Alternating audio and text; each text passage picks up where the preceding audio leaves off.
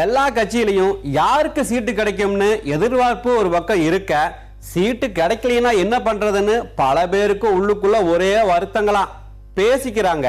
நண்பா, அதிமுகவுல சீட் இல்லாதவங்க லிஸ்ட்ல 20 அமைச்சர்கள் பேர் இருக்குதாமா. அமைச்சர்களுக்கே இந்த நிலைமைன்னா நம்ம கதை என்னன்னு சிட்டிங் எம்எல்ஏக்கள் வெயிட்டிங்ல இருக்கிறாங்களா சொல்லிக்கிட்டாங்க. சீட்டு கிடைக்காது அப்படின்னு தெரிஞ்ச சில பேரு திமுக பக்கம் தூது விட்டு பார்த்தாங்களாம். இன்னும் சில பேரு பாஜகவில் ஐக்கியமாகலாம் அப்படின்னு சொல்லி போட்டு பேசினாங்களாமா. ஆனா எதுவானாலும் சரி, தேர்தல் முடிஞ்சதுக்கு அப்புறம் பாத்துக்கலாம் அப்படின்னு பேசாமா சொல்லிக்கிட்டாங்க.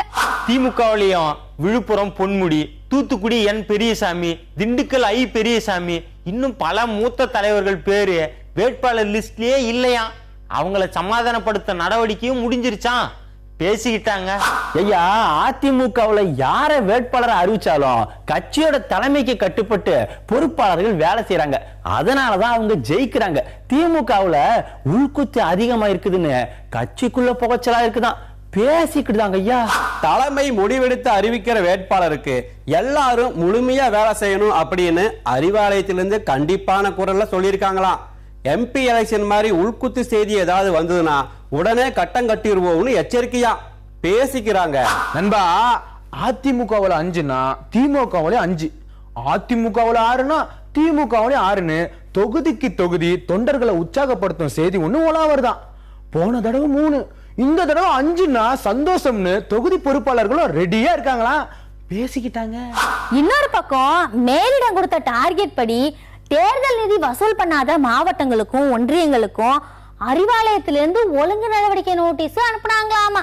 தேர்தல் நேரத்துல இது சலசலப்பை உருவாக்கி இருக்குதாமா. பேச்சா கிடக்குது. தனித்து போட்டியிடும் பாஜகல சில கட்சிகள் கூட்டுக்கு வந்தாலும் தொகுதி வாரியா பூத் ஏஜென்ட்டை நியமிக்கிற அளவுக்கு வெயிட் இல்லையா. அதனால மாற்று ஏற்பாடுகள் மூலமா எல்லா பூத்லயும் ஏஜென்ட்டுகளை நியமிக்க ஆலோசனையா பேசிக்கிட்டாங்க. ஐயா, மக்கள் நல கூட்டணியில தேமுதிக வந்ததால எல்லா பூத்துக்கும் ஏஜென்ட்கள் நியமனம் செய்யறதுல எந்த பிரச்சனையும் இல்லையா.